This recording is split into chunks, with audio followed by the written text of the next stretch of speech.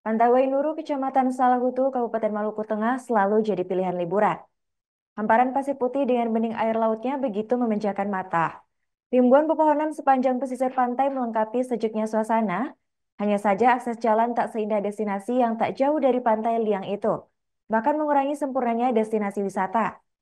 Informasi selengkapnya akan disampaikan oleh rekan kami wartawan Tribun Ambon yaitu Haliudin Ulima. Baik, rekan Ulima silakan untuk laporan selengkapnya. Ya baik, terima kasih rekan Arin dan Tribuners dimanapun Anda berada. Dapat saya laporkan langsung dari Kota Ambon, Provinsi Maluku bahwa sejak libur kemarin pada Senin hingga Kamis kemarin bahwa sejumlah warga Kota Ambon tengah melakukan aktivitas liburan di berbagai tempat wisata di Kota Ambon. Ya, tak terkecuali di Pantai Wanuru, Kecamatan Salahutu, Kabupaten Maluku Tengah. Kawasan tersebut memang terbilang ramai jelang hari-hari libur besar keagamaan seperti Hari Raya Imlek pada hari kemarin.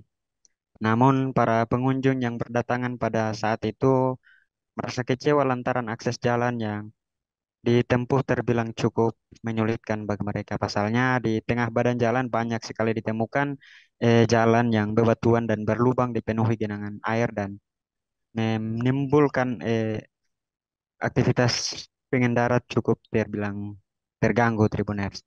Padahal sebenarnya kawasan tersebut jika ditotalkan setiap harinya kurang lebih 50 pasang keluarga berlibur di kawasan itu. Namun setiap dari mereka hanya dikenakan biaya parkir atau uang masuk sebesar 5.000, namun hasil fasilitas yang tidak memadai justru semakin membuat mereka tidak merasa puas. Padahal kalau mau dibilang Tribuners, kawasan tersebut cukup memanjakan mata. Hamparan pasir panjang dan air laut yang terbilang bening ditambah banyaknya pepohonan semakin menambah suasana hati yang ingin ditenangkan di pesisir pantai. Namun warga setempat dan para pengunjung merasa apa yang tersedia di kawasan tersebut masih belum termaksimal.